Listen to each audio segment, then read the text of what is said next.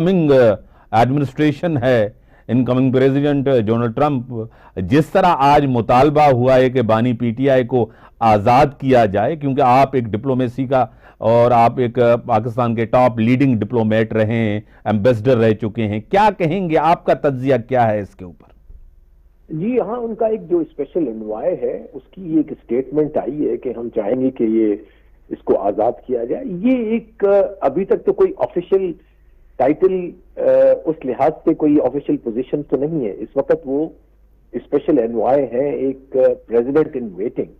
तो ये एक जरूर उनकी जो एक लिहाज से इंक्लिनेशन माइंड की या थिंकिंग की इंडिकेशन जरूर है कि वो शायद आके, लेकिन ये एक्सपेक्ट करना कि वो आके इस तरह का प्रेशर डालेंगे हमारे ऊपर या हम इनके एक स्टेटमेंट के ऊपर अपनी जो हमारा इंसाफ का सिस्टम है, हमारे कोर्टों का सिस्टम है, उस पर कंप्रोमाइज करेंगे, वो मेरे ख्याल तवक्को रियलिस्टिक नहीं होगी किसी तरफ से भी, किसी भी जो है वो साइड की तरफ से।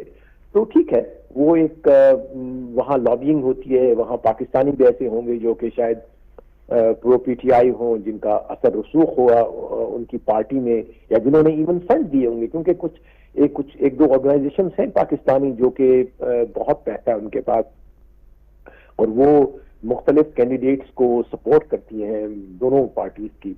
तो हो सकता है उनको खुश करने के लिए, उनकी कॉन्स्टिट्यूएंसी को खुश करने के लिए ये स्टेटमेंट दिलाई गई हो या दी गई हो। तो मेरा ये असेसमेंट होगा। जियर साहब, आप बेहतर समझते हैं मुझसे, आप इस खित्ते में रहे हैं मिडिल ईस्ट के अंदर। सिर्फ मैं ये नहीं कहूँगा कि इजराइल, आपको पता है सबकी पार्टिसिपेशन है, चाहे जो बाइडन हो, चाहे नेतन्याहू हो, चाहे कीयर स्टामर हो, चाहे मैक्रोन हो, चाहे दुनिया के और ममालिक हों, ये सारे जो है इनकी पार्टिसिपेशन है, जो जेनोसाइड है, जो ह्यूमन राइट्स के अपने आप को चैंपियन कहते हैं, जो पाकिस्तान के ऊपर इल्ज़ाम लगाते हैं कि ड्यू प्रोसेस नहीं हुआ, जिनको सजाएं हुई हैं मिलिट्री कोड ने दी है, क्या कहेंगे? देखिए, इनके दोहरे मयार जो है ना, उसी वजह से इनकी जो स्टेटमेंट्स है उनकी कोई मॉरल अथॉरिटी नहीं है।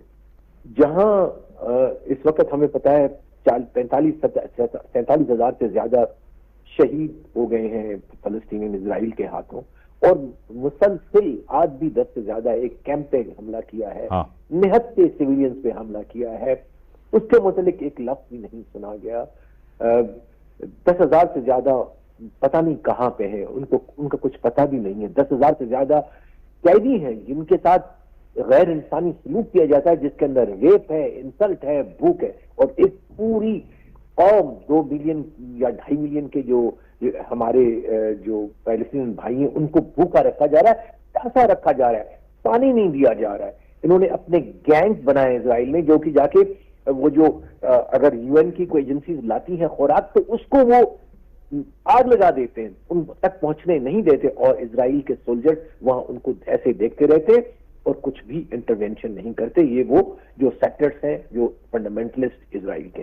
तो ऐसी कौमें जो कि दोहरा मयार रखती हैं, उनको ये ज़ेब नहीं देता कि उनके हाई मॉरल ग्राउंड लें किसी एक जमात के लिए या किसी शख्स के लिए। ये सिर्फ नफाजी है, और इसका मैं समझता हूं कि मॉरल या लीगल कोई बेसिस भी नहीं है।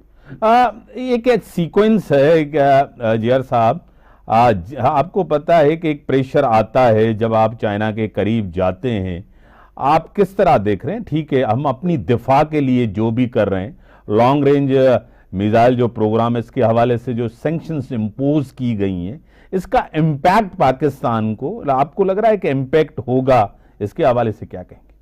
नहीं, पहली बात तो कि इम्पैक्ट नहीं होगा, इन द सेंस कि आप अगर एक दरवाजा बंद करते हो तो हजारों दरवाजे खुलते हैं, नंबर 1। दूसरा ये कि पाकिस्तान का जो पूरा प्रोग्राम है वो एक इंडिजिनस प्रोग्राम है, और ये प्रोग्राम अमन के लिए है, अपनी हिफाजत के लिए है, और एक डिटेरेंट के लिए है, और एक स्टेबिलिटी के लिए है। देखिए, एक जब तक स्ट्रेटेजिक स्टेबिलिटी साउथ एशिया में नहीं होगी, और वो कैसे मुमकिन है कि जबकि पैरिटी ऑफ पावर हो बिटवीन पाकिस्तान एंड इंडिया, एक ऐसा साउथ एशिया जिसमें आप सिर्फ इंडिया को जो है वो पावरफुल कर रहे हैं और बाकी जितनी भी سٹیزن کو ویک کریں گے تو وہاں اسٹیبلٹی نہیں ہوگی. There will always be a coercion from the stronger side. تو ہم ہمیشہ یہی باور کراتے رہے ہیں یو ایس کو بھی اور ویسٹ کو بھی اور پوری دنیا کو اس لحاظ سے کہ یہ تمام میزائل پروگرام, ہمارا نیوکلیر پروگرام ہماری اپنی دفاع کے لیے ہے اور ہماری اپنی, اور اس پہ کوئی کمپرومائز نہیں ہے. اس لیے کمپرومائز نہیں کہ پوری قوم اس پہ متفق ہے کہ یہ ہماری اپنی سوورینٹی کی گارنٹی دیتا ہے. تو ہم سوورینٹی کی گارنٹی پہ کون سی قوم جو ہے وہ کمپرومائز کرے گی. لہذا یہ اسٹیٹمنٹس ٹھیک ہے وہ اپنی طرف سے دیتے رہیں اور ہم اپنا دفاع سے حق بردار تو نہیں ہوں گے. جی صاحب, ڈونلڈ ٹرمپ کے آنے کے بعد کچھ اور مسائل, کچھ اور سختیاں, جس طرح آپ پہلے بھی میرے ساتھ یہ ڈسکس کرتے رہے ہیں کہ امریکہ کے اندر کچھ لابنگ کرنی پڑتی ہیں, فرمز ہوتی ہیں, لابسٹ ہوتے ہیں, ان کو انگیج کیا جاتا ہے, ڈپلومیٹک فرنٹ پہ آپ کو جو ہے نا زیادہ مضبوطی دکھانی پڑتی ہے, کیا کہیں گے؟ جی ڈیفینیٹلی, دیکھیں اس میں پہلے شاید لفظ استعمال کرتا ہوں, لیگ ورک کرنا پڑتا ہے. ہماری ایمبیسی کو پرو ایکٹیو ہونا پڑے گا, ہمیں وہاں کے کانگریس مین سے بات کرنی پڑے گی, ہمیں وہاں کے سینیٹر سے بات کرنی پڑے گی, تمام جتنی بھی اور اسٹیٹ انسٹیٹیوشنس ہیں ان کے ساتھ بات کرنی پڑے گی. اور پاکستان کے بڑے دیرینہ تعلقات ہیں امریکہ کے ساتھ, بہت ساری اسٹیبلشمنٹ کے ساتھ, ہماری اپنی جو اسٹیبلشمنٹس ہیں مختلف ان کے تعلقات ہیں, تو وہ تمام بروکار لائے جائیں گے. تو اس میں میں نہیں سمجھتا کہ اتنا بڑا الارم ہمیں کوئی ہو رہا ہے کہ سب کچھ چیپٹر بند ہو گیا پاکستان کا امریکہ میں. ایسا نہیں ہے. پاکستان ایک بہت امپورٹنٹ اور اہم کنٹری ہے اور کبھی بھی پاکستان سے لا تعلق یو ایس نہیں ہو سکتا یا اس کو ایرریلیونٹ نہیں کرے گا جس طرح انڈیا چاہتا ہے. تو میں نہیں سمجھتا کہ یہ اینڈ آف یہ اسٹیٹمنٹس آتی رہیں گی, ساتھ ساتھ ہم اپنا جو ہے وہ جو ہمارے اپنے انٹرسٹ میں ہو